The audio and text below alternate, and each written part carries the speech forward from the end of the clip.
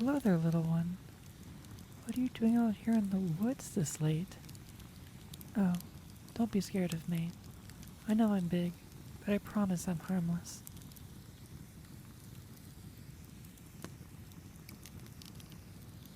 Are you lost? I could help you find your way if you tell me where you're going. Oh, you look sad, little one. What happened? Come, come, come. Come sit by the fire with me. It's okay. I promise I won't hurt you. Here, have my coat. It's nice and warm. Oh, you must be freezing.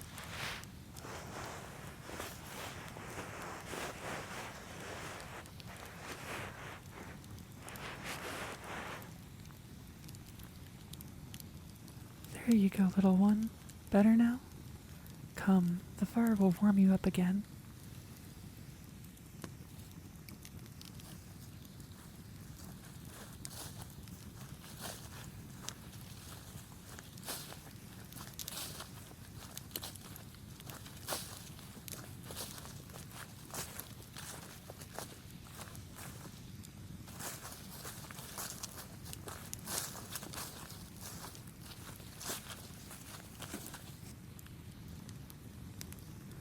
Now, have a seat.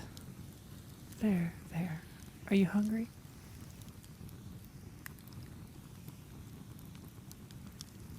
Oh, don't worry, that's all right. I have a little left over.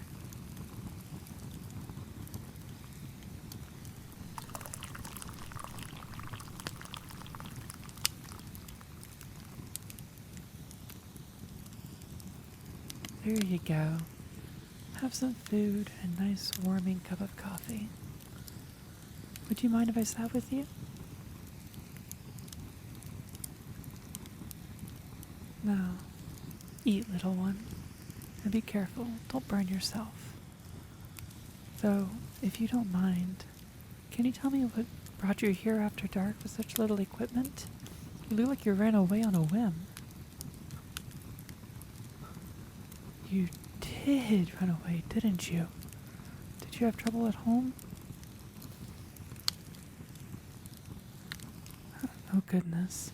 Shh, little one. I apologize for prying. Don't cry. You're safe now. You don't even have to talk unless you want to. I'll keep you safe. You'll be okay. I'm here.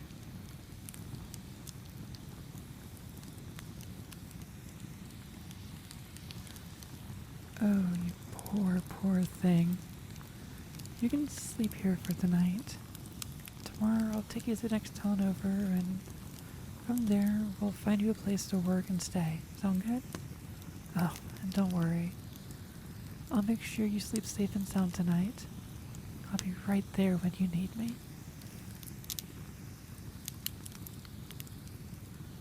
It really is okay, little one. I really don't mind. I'm just glad I can help. It must be terrifying running away like this in the middle of the night. You're lucky you stumbled across me rather than a camp of thieves. I might not have much left to share, but I am more than willing to give whatever I do have. I can handle myself, and I don't need much to survive. Oh, don't worry, little one. You really aren't giving me much trouble, I assure you. No, please eat. Let the warmth of the cup comfort you. I promise everything is all right now. How do you like the food? Is it good?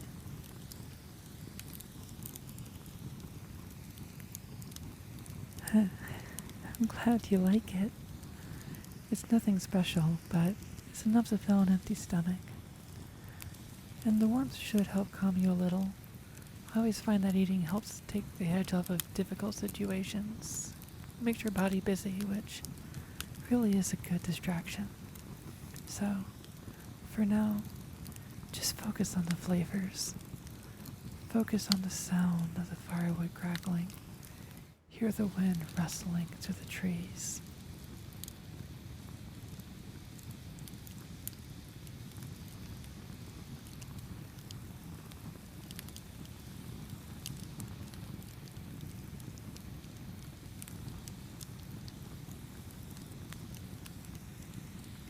Oh, I have an idea.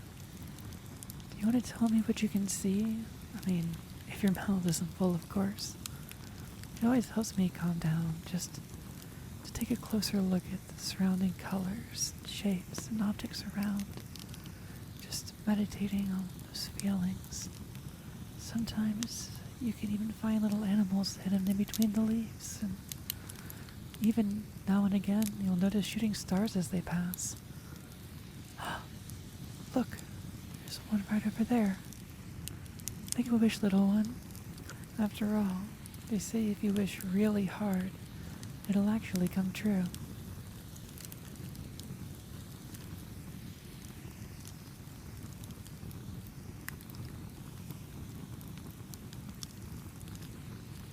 Quick question, little one. Are you still hungry?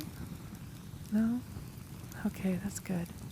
Just hand me your bowl. I'll take care of it. How about... Are you sleepy? You look exhausted. And, if you need comfort during the night, I could offer that.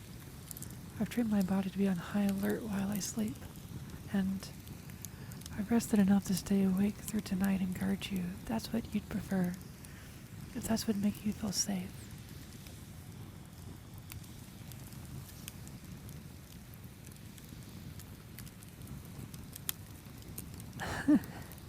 Cuddles. Well, alright, little one.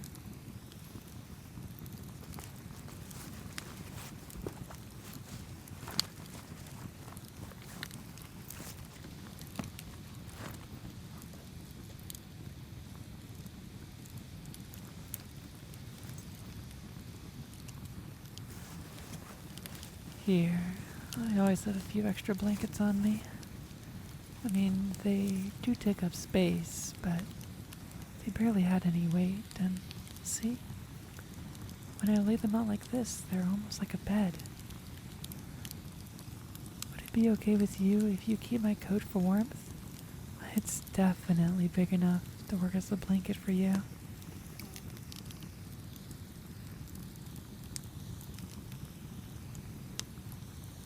There, are you cozy? Good. I'll just have this blanket here. And now, you said you wanted cuddles? Huh. Alright then, little one. Just lay down and relax. Be pet my long, soft tail, son. You're safe right here with me.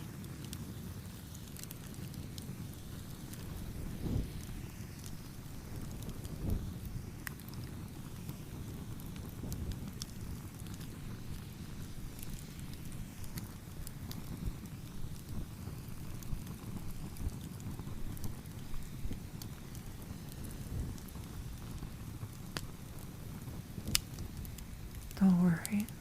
I'll keep you safe, little one. Everything will be okay. After all, I'm right here.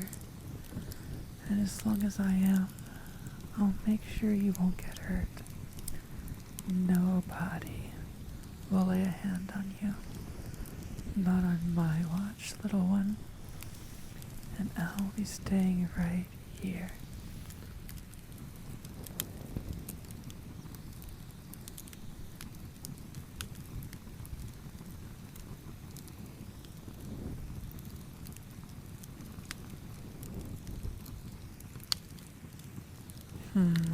You still seem a little wound up. How about this? I'll keep talking to you until you fall asleep. Maybe that could help you forget your troubles for a moment. Oh, I know. Do you want to hear a story?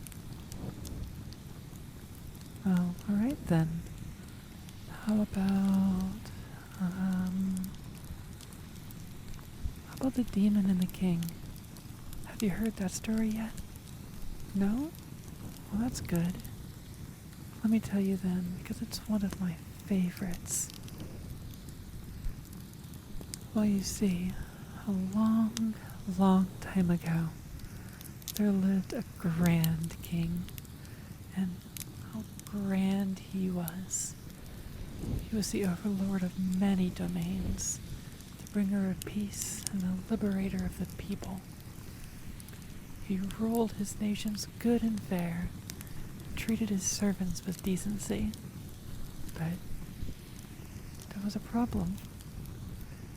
Demons. He simply could not understand them. A demon had once killed one of his closest men, a friend. So, filled with wrath and sadness, the king went out and swore he would kill any demon he came across. And so he did, finding those monsters and slaying them.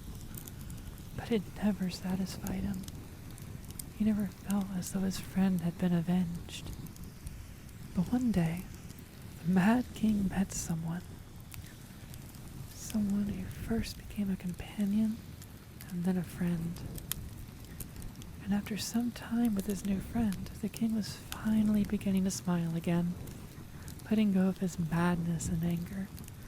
He was finally able to go back to his old self, that kind and gracious soul, but his hate for demons lingered.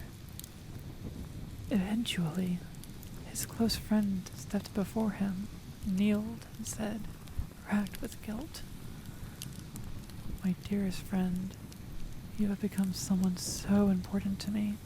I cannot keep lying to you like this. I love you, dear friend, but I have not been honest with who I truly am." And so, the dear friend revealed themselves to be a demon. All this time, they had been what the king hated so passionately. The king was filled with rage and screamed, "So I was nothing to you?" "Dearest king, you were everything to me," replied the demon.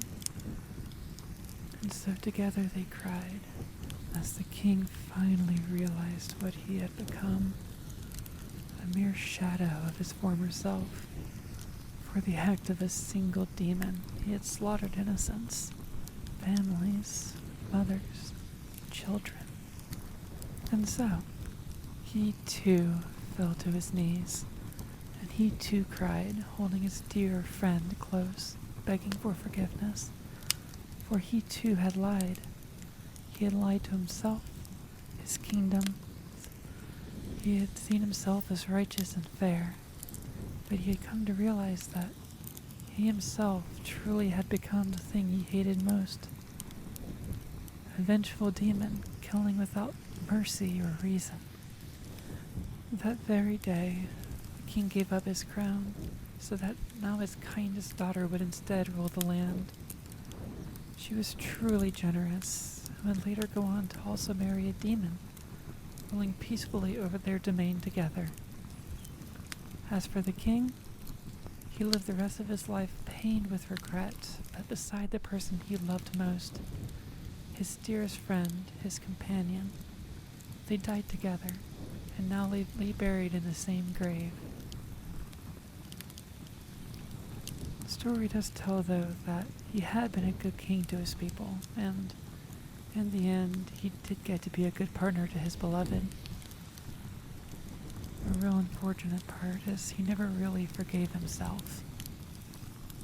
I kind of like to think that he's now a ghost, protecting good-hearted demons. You know, to make up for the suffering he caused in his lifetime.